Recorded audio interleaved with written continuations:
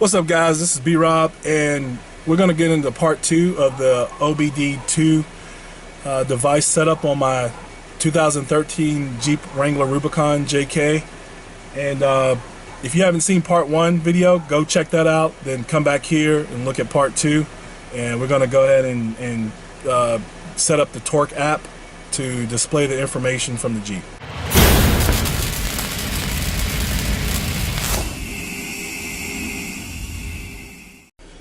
So in part 1 video, we went through the instructions. We went through the unboxing of the OBD-II device and connected it to the vehicle, brought up the app.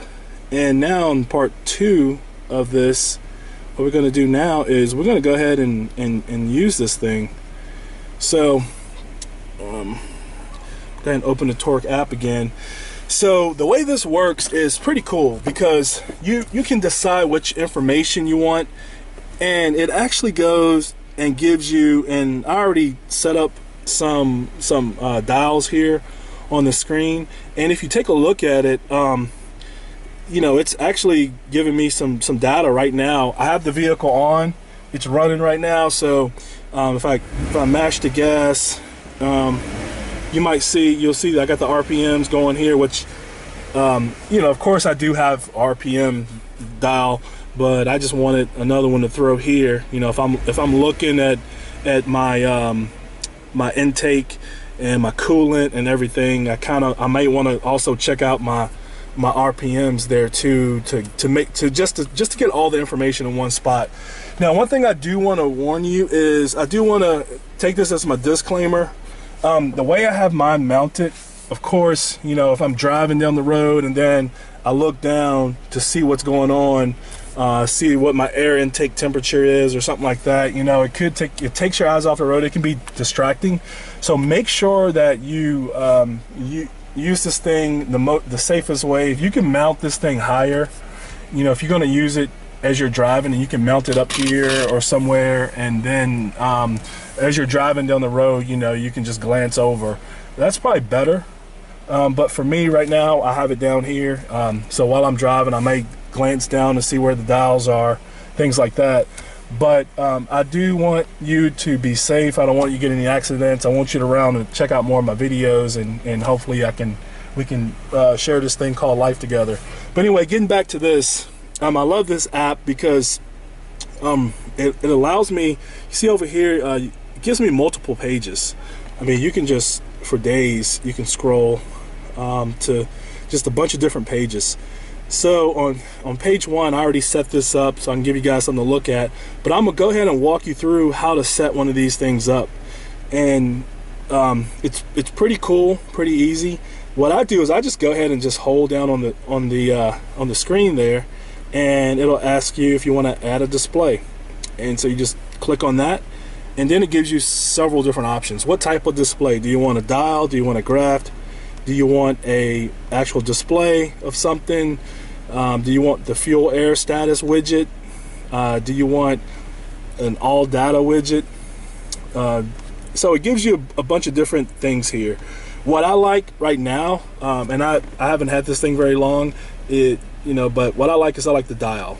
I like the dial. So when you click on dial, it gives you a bunch of different data sensors that you can add. 0 to 60 miles per hour time, 60 to 0 mile per hour time, acceleration sensor total, acceleration sensor x-axis and y-axis. Those are two separate ones. Ambient air temperature. You can page down, and it gives you just a lot of different engine load, engine RPM. So it gives you just a bunch of different things you can add.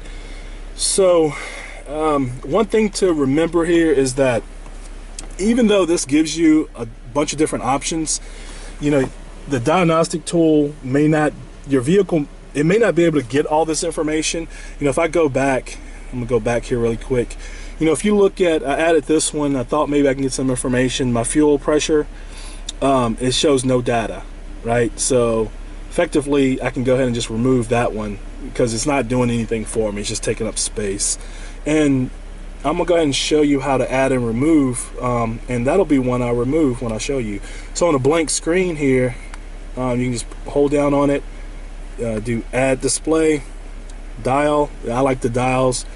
I'll show you, I'll add the other ones too so you can see. Let's do one for, I don't know if fuel trim bank, one sensor, you know, there's different sensors there. There's 4 different sensors for the fuel trim bank.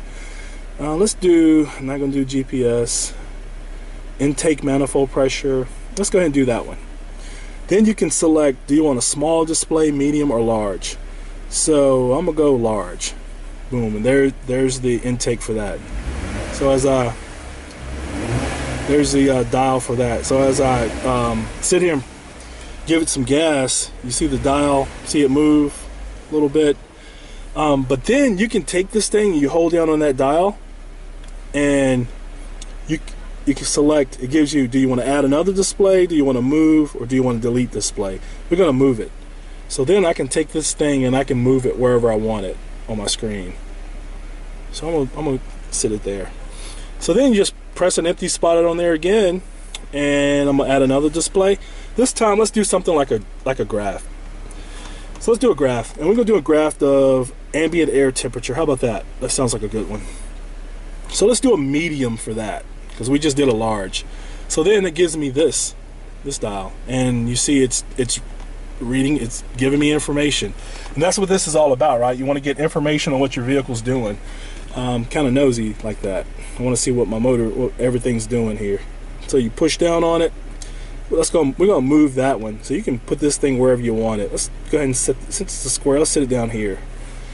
All right, let's go ahead and add another one. So hold an empty spot, add display.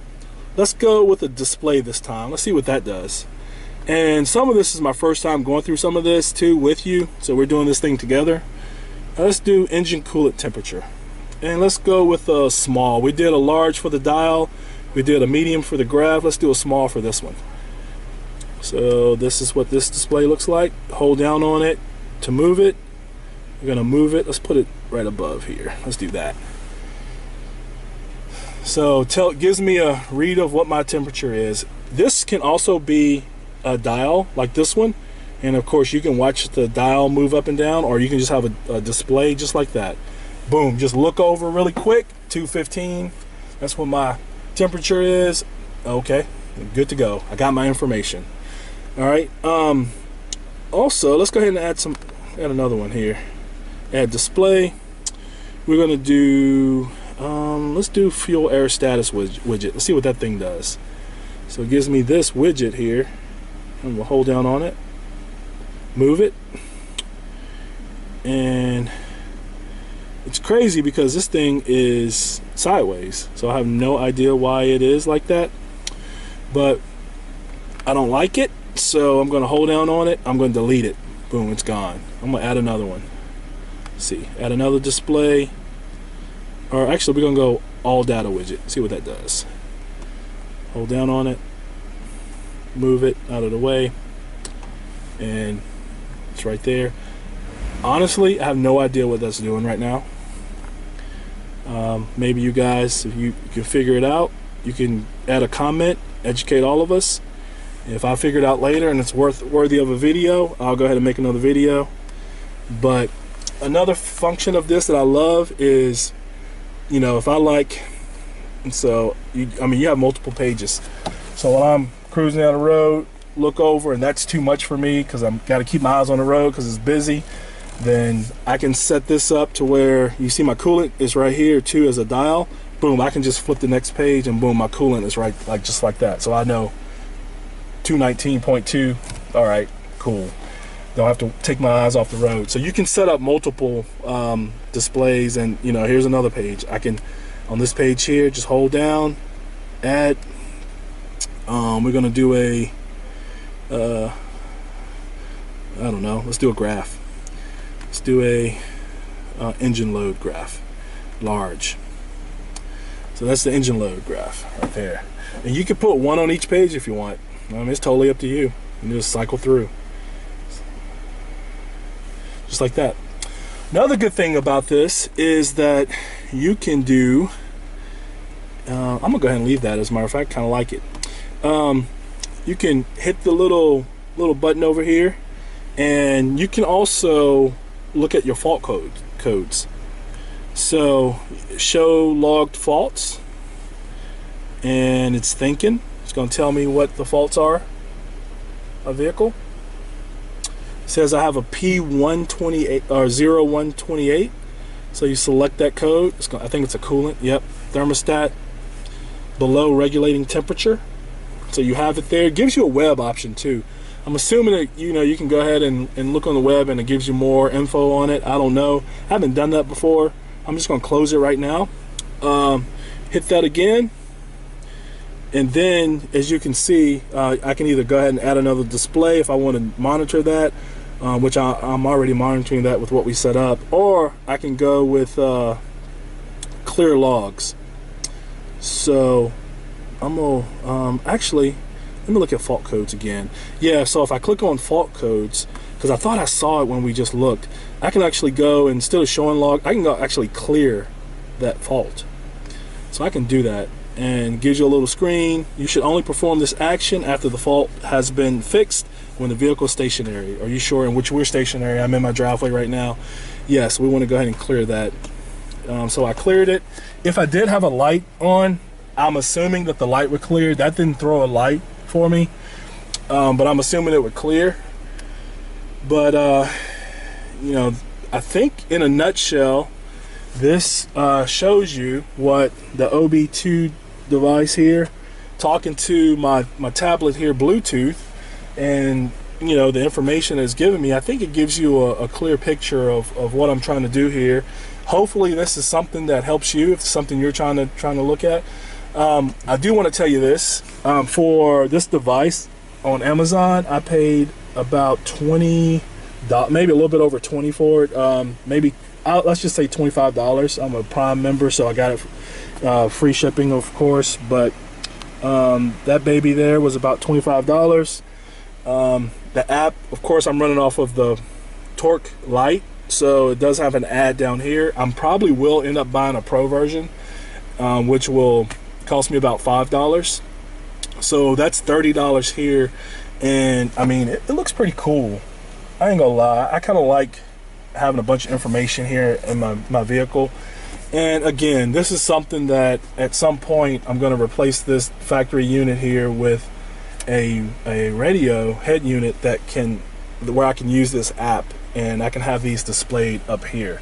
So while I'm driving down the road, I'm just looking, boom, just right there and back, and it's not all the way down here. But anyway, thank you guys for taking this time with me. Hope you enjoyed this time. I hope that this is something that that will help you if you were looking at something like this, or even if you weren't looking at it and it's you just thought, hey, I want more information, I want to know what my engine's doing while I'm out in some mud, or while I'm driving down the road, or just whatever. This OBD device will work with any vehicle. This particular device will only work with Android and Windows. There is another device that you can find online on Amazon or wherever you want to shop for iOS, for Apple devices. So I recommend it. I love it. It makes me excited to know that I can tell what my vehicle's doing. I hope you do too. This is B-Rob. Thank you guys for tuning in, and don't forget to give me a big thumbs up. Don't forget to subscribe to the channel, comment, share this video, tell your friends about it, tell them to do the same thing, and I will see you guys